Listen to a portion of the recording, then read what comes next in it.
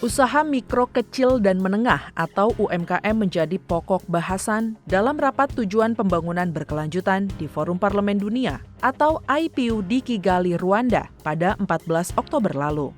Wakil Ketua BKSAP DPR RI Putu Supatmarudana menilai UMKM sepatutnya mendapat perhatian lebih sebagai tulang punggung ekonomi masing-masing negara di masa sulit.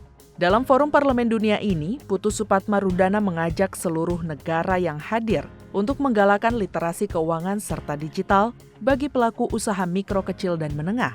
Karena perkembangan zaman menuntut produk UMKM dikembangkan melalui pasar digital.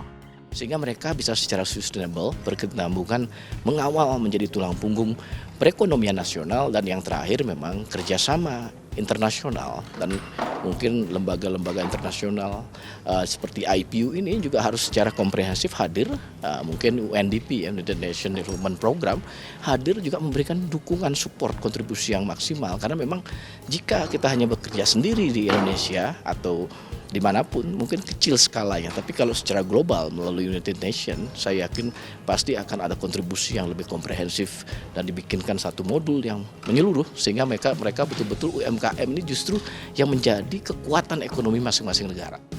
Menurut Putu, keberhasilan membangun usaha mikro kecil menengah memiliki efek domino pada kesejahteraan masyarakat. Hal itu beriringan dengan konsep ekonomi hijau yang ramah lingkungan, hemat sumber daya alam, dan berkeadilan sosial. Selain dukungan di forum internasional, DPR RI melalui Komisi 11 juga melakukan kunjungan ke sejumlah daerah untuk memastikan bahwa UMKM di setiap daerah di Indonesia mampu mengembangkan kualitas produknya untuk menjangkau pasar ekspor. Dalam tinjauannya ke Provinsi Jawa Timur untuk melihat langsung implementasi fungsi pembinaan UMKM yang dilaksanakan oleh Bank Indonesia. Dalam tinjauan tersebut, anggota Komisi 11 DPR RI Andreas Edi Susetio mengatakan, Komisi 11 DPR RI menemukan permasalahan terkait akses perkreditan dengan bunga yang relatif masih tinggi.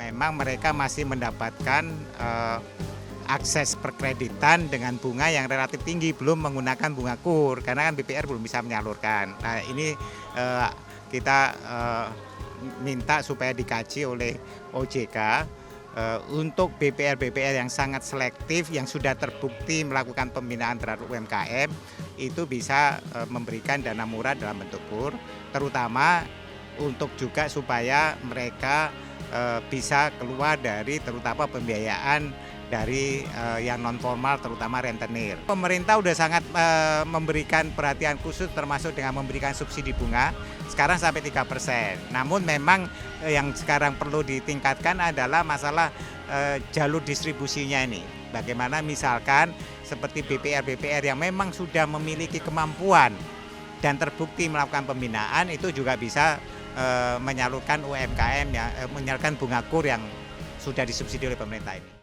Andreas juga berpesan agar sektor UMKM menjadi perhatian bersama, karena jika usaha meningkat, maka UMKM bisa maju hingga memasuki pasar internasional. Komisi 11 DPR RI juga meninjau langsung kegiatan UMKM di Nusa Tenggara Barat yang dikelola oleh OJK. Tidak hanya dijual secara nasional, UMKM di Provinsi NTB juga banyak diekspor ke mancanegara. Hal ini diapresiasi oleh Komisi 11 DPR RI. OJK dinilai telah berhasil mensukseskan UMKM di NTB. Mitra kerja kami yang memang dia itu membina usaha-usaha UMKM yang ada di sini. Contohnya mungkin seperti Petik Tenun yang kita kunjungi pada hari ini. Bentuk support yang bisa kami berikan yaitu di tataran perumusan kebijakannya. Jadi ketika rapat itu kami selalu mendorong setidaknya untuk para mitra kerja agar setidaknya bisa membina usaha-usaha UMKM yang ada di sekitarnya, agar di sini bisa menopang perekonomian bangsa secara keseluruhan. Pada triwulan kedua, pertumbuhan perekonomian di Provinsi Nusa Tenggara Barat tumbuh sebesar 5,99% atau lebih tinggi dibanding ekonomi nasional sebesar 5,44%.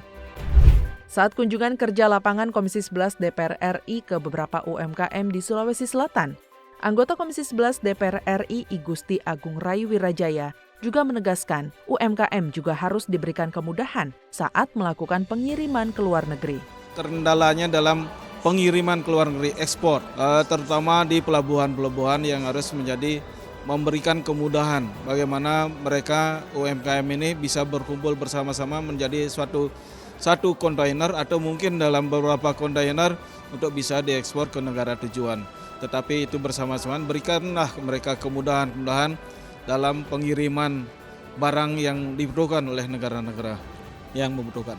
DPR RI terus berupaya mendorong UMKM Indonesia untuk meningkatkan daya saingnya lewat produk berkualitas maupun strategi penjualan hingga mampu meraih peluang di pasar internasional.